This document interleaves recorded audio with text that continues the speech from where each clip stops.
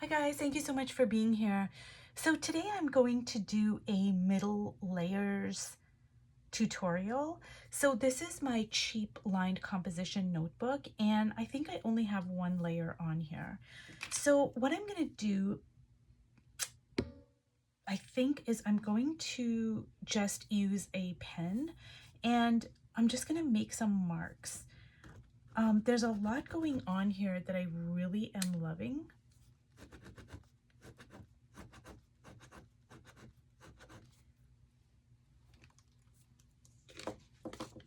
Like,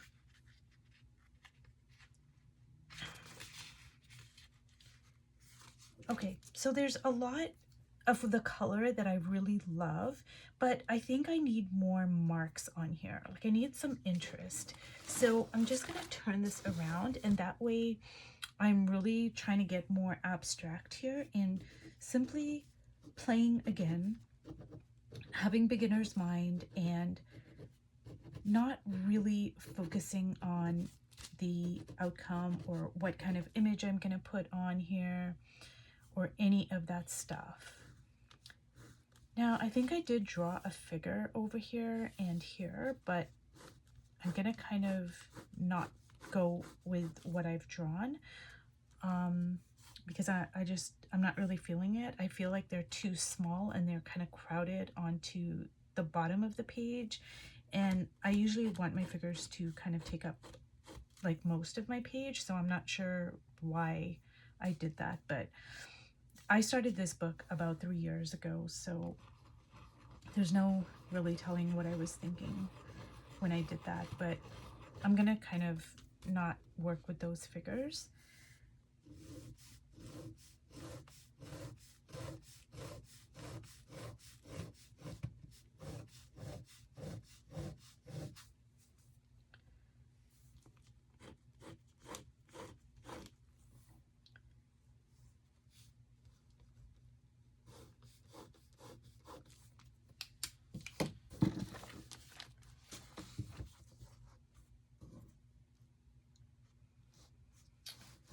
So I think what I want to do now is add some collage because there's a lot of really bright paints and I want to just tone it down a little bit. So I'm going to get out this paper, which I absolutely love. It's Thai handmade paper and I'm obsessed with it right now. And like I think I mentioned in a previous video, I'm desperately trying not to use it in all of my spreads because I really want to, but I'm trying to kind of use other pieces of collage as well as this, but it's just calling to me. Like, there's so much about it that I love. It's so simple, but it's really just stunning. So I'm just gonna kind of see where I can place it on my page. Maybe like so.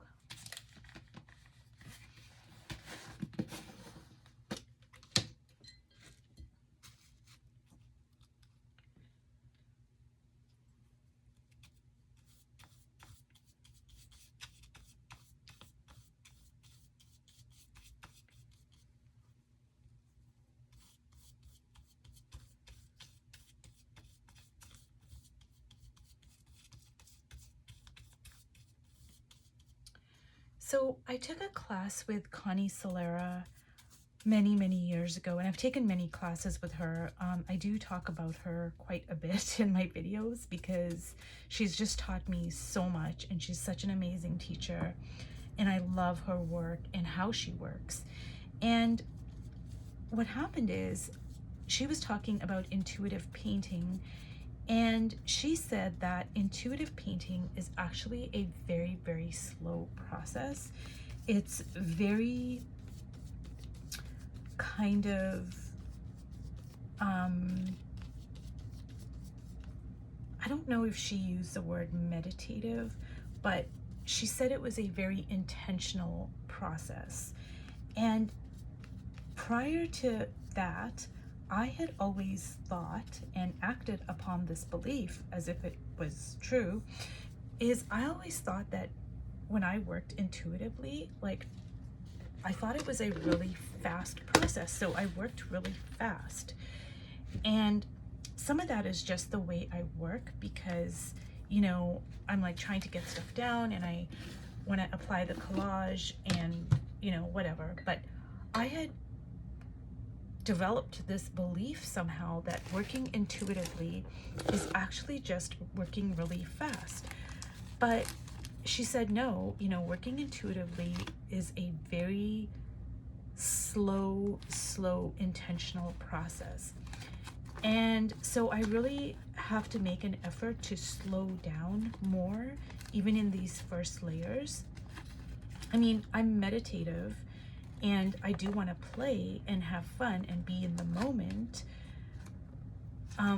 But I have to really consciously make a decision to slow down. And it just got me thinking though about how many things we believe that it's completely true when, you know, there are other ways and other beliefs that are probably opposite to the ones that we have. And it really taught me to question my beliefs and not take them at, you know, just like as this is the truth and this is the only way to do something, whether that's something I learned in art or whether that's something about life in general.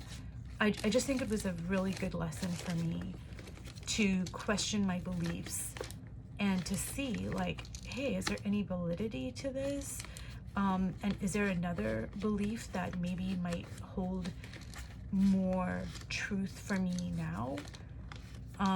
That I can make up my own mind about things. And it was just a really interesting kind of a process where I applied it not only to my art, but to life as well.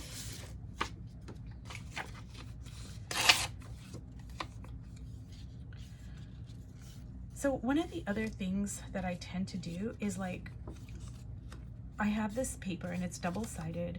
So I really love this and it plays off really well with this this Thai handmade paper, more so say than this side. And I used it in another spread of mine, like I combined the Thai paper with this, and I'm trying not to repeat the exact same combination, but I'm really loving it. So I'm just gonna go for it, and I am just gonna use it because this is a different spread. It's got different colors, and so I'm just gonna trust that, you know, even though I am combining these two papers in the same way that I did in another spread, that it's gonna be a different, it's gonna turn out differently because the colors are very different.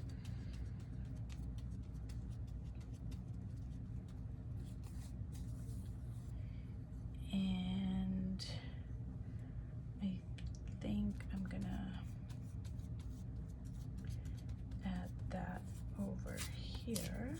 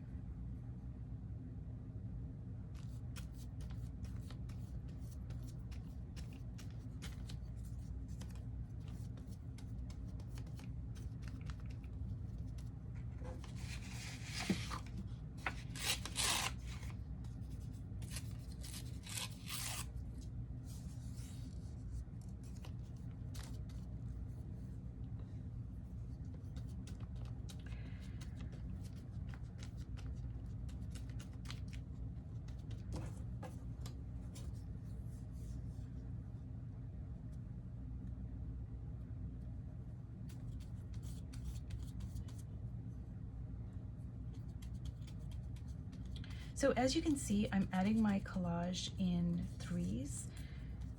Just like I talk about it a lot in my videos, I add them in threes or fives. And that just keeps things interesting, and it keeps my eye moving around the page because your eye is attracted to patterns and repetition. So that's what I do for like colors and textures and collage and everything. So now what I want to do is I want to add some paints on here. There's a lot of this white paper, some of which I like, some of which I need to get rid of. So I don't know if I should start drawing my images first. Actually, I think I'm gonna draw my images first here.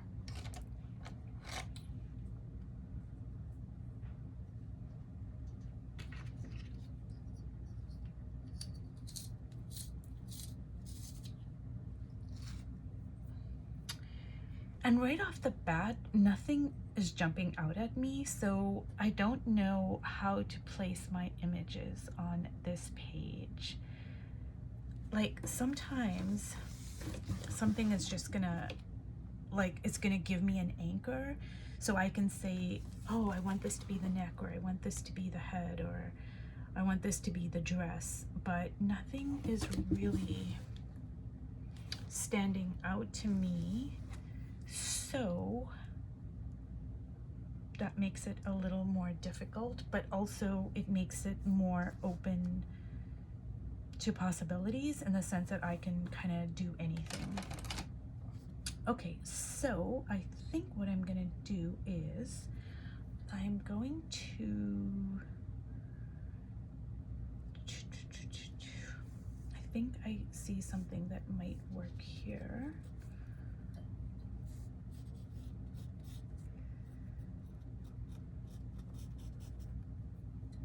And like I said, I'm gonna disregard these two figures here because I'm not really feeling that. I don't know why I squished them down into the page like that.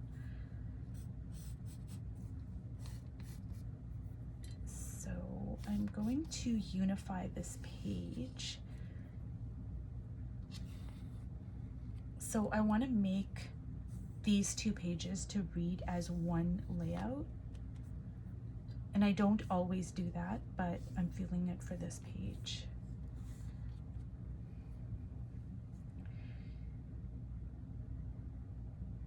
Well, actually, I might keep this smaller figure here because it looks like, you know, like it could be a child. And so this looks like it would be a mother and a child. So that actually might work. And she's kind of like behind this figure here, so that actually might work out really well. And over here, I don't know what I want to do. Do I want to put another figure, or maybe I'm gonna put a moon, an abstract moon type of thing going on there? And it's just like all this space over here. I don't know what to do with it right now.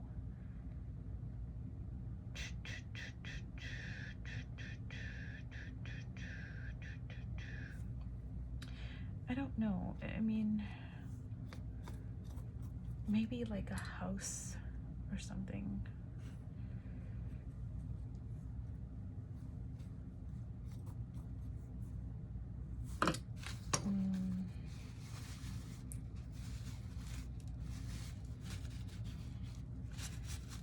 No, I'm not really feeling that. So I'm just gonna leave that alone for right now.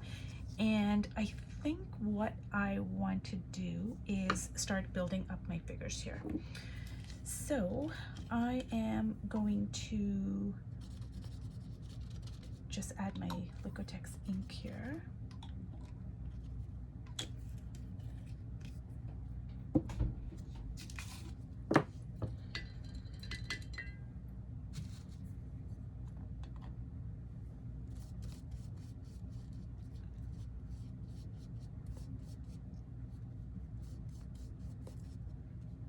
And I think I'm gonna let some of that pink show through. I'm gonna leave that. And I'm also going to leave the pink over here and the blue.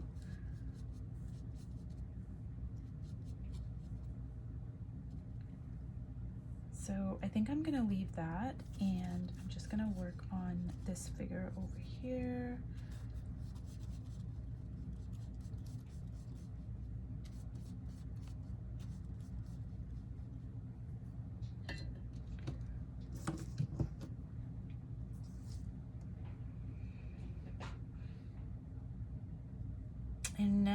I'm gonna have to sort out the background because I don't know what I want to do with the background. There are parts of the background that I'm really loving, but I have to kind of tone it down because I want the figures to be the focal point, not the background. The background is generally going to be the supporting actor kind of thing. So I think what I'm gonna do for now is I'm going to divide the background like a top and a bottom, and that's gonna just allow me to retain some of the background while I, see, do I want to make the background like one solid color, or do I want to leave some of these pops of colors? So I think for right now, I am going to just neutralize the bottom part of the background. And I did a video a little while ago about the magic of neutrals, and I talk about how I mix my neutrals. I simply use this Waverly chalk paint in ink and cashew, and out of that, I just mix my neutrals. Now, I love neutrals, and they are super important in painting and art. And some artists in history have spent their entire lives mixing neutrals. And I actually took a class a long time ago that I spent like 4 months or 5 months or whatever it was. And all we did was mix neutrals. Like, you can mix an infinite array of neutrals. It's a very complicated, and once you get into color theory, you can really get very engrossed in it. And while I love neutrals, I really am not that interested in spending all that time mixing neutrals. But there are artists who spend their entire lives just devoted to mixing neutrals. And there are so many artists in history that just have perfected the most luscious neutrals. But for me, I just use these two colors, and it's a very simple way of me getting the neutrals that I love and need and want without, just obsessing over it and spending all this time trying to figure out, what colors do I need to make this neutral, etc., etc. So it works for me, and these two colors alone will give you an incredible amount of neutrals.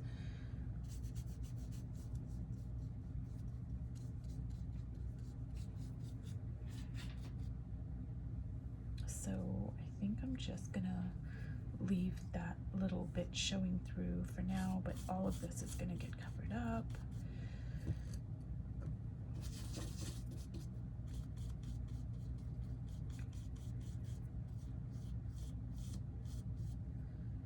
And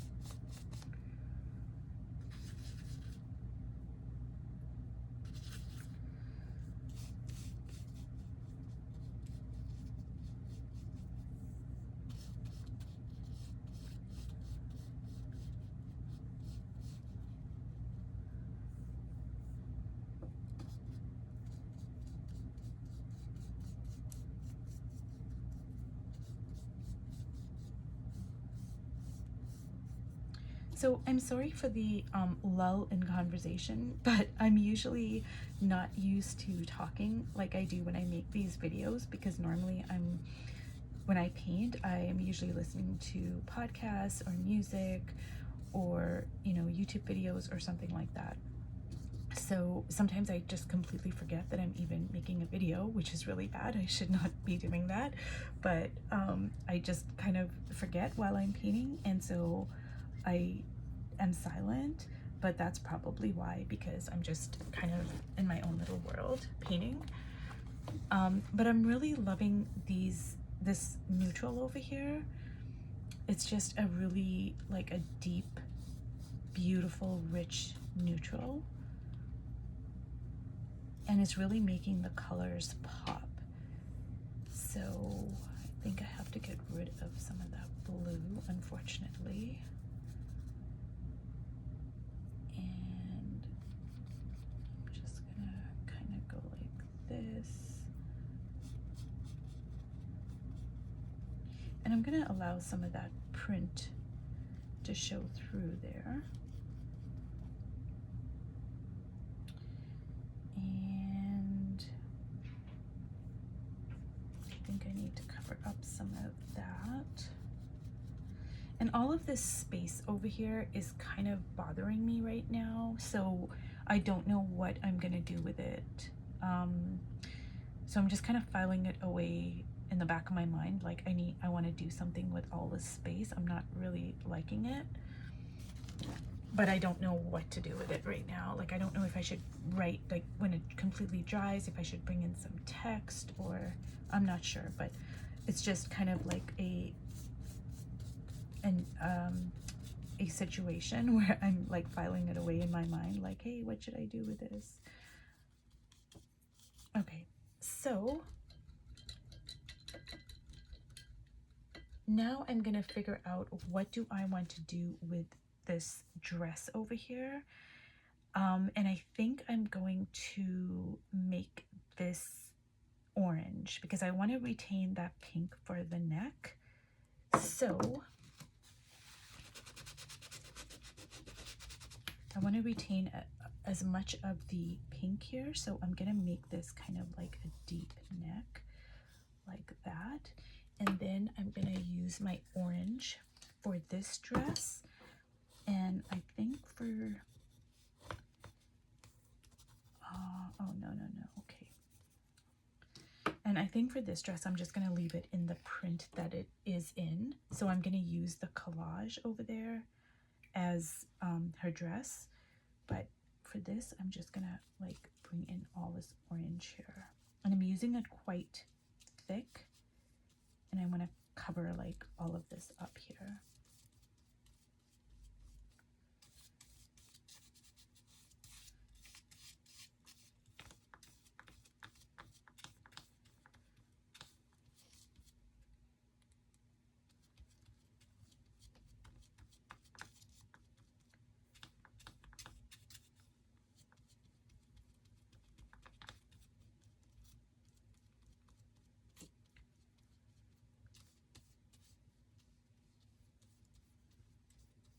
Okay, so I'm very happy with the way this page is turning out at this point. I'm not happy with this blank space here, but I'm happy with a lot of the page. So I need things to completely dry because I don't want them to get like, I don't want the colors to mix in a way that I'm not really kind of happy with. So I'm gonna bring this orange here into her base. And that's another good way to move the color around because like I want this orange to come into this space over here.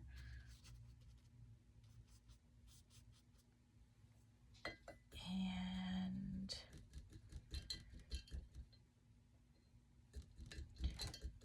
I think what I'm gonna do with this top part is I'm gonna use the same gray, but I'm gonna lighten it up.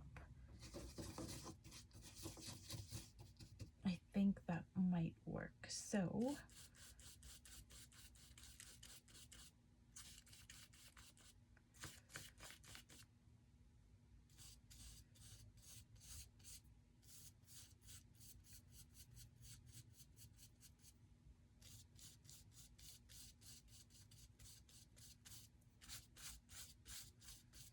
now I really want to keep parts of the background on the top, like I really do, because there's so much about it that I love, but I don't think it's going to work with the image. So I don't know. I'm gonna see how I can make it work, if I can make it work.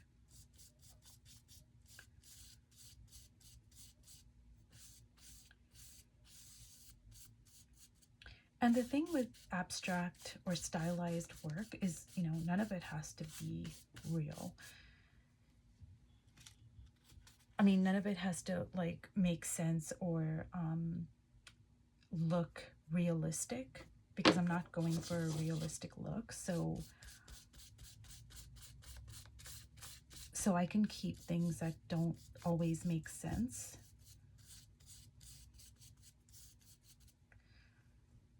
So I'm really liking how that kind of turned out. And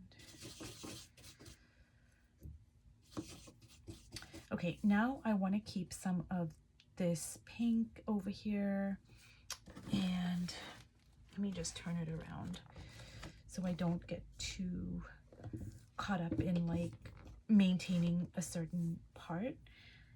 Okay, so I have to cover up some of it. So I think I'm gonna kind of go like this.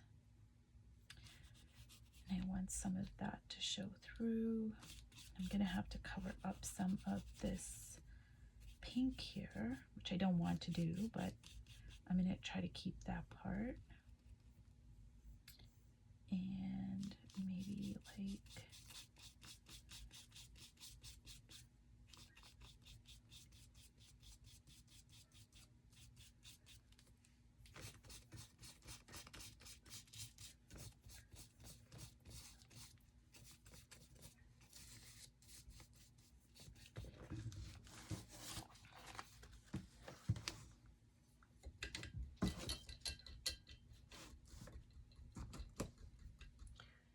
so it's coming along, and I'm going to add another layer to the face here because I don't want the background showing through. So I'm gonna just add some of this here, and my ink, my trusty ink here. I'm gonna bring some into that figure as well, and into the neck here.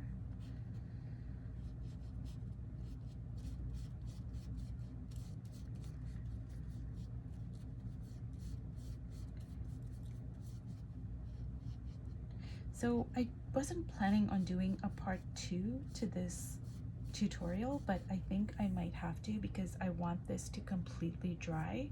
Plus, I want to figure out what I'm gonna do with this background over here because I'm really not liking all this space. So I'm gonna have to figure out, well, you know, what should I put over here?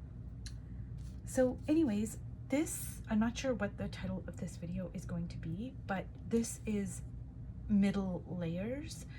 So I am going to let this completely dry, and then I will come back and work on it some more. So if you've watched all the way to the end of this video, thank you so much, and I'll see you in my next video. Bye.